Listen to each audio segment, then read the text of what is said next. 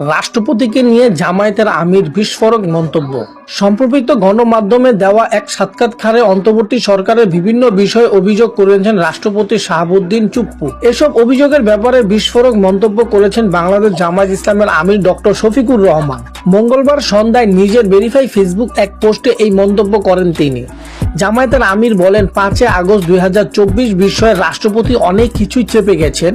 কথিত পলাতক প্রধানমন্ত্রীর পদত্যাগের বিষয়ে উনি উপস্থিত নেতৃবৃন্দকে যা বলেছিলেন এবং পরবর্তীতে যা জাতিকে জানিয়েছিলেন, তার বর্তমান বক্তব্য তিনি তা অস্বীকার করেননি। আর এখন যা বলছেন সেদিন তার কিছুই তিনি বলেননি। কোটি কোটি মানুষ যা শুনলো এবং সেদিন তিনি যা বললেন আর এখন যা বলছেন তার হিসাবে রাষ্ট্রপতি মিলিয়ে দেবেন কি?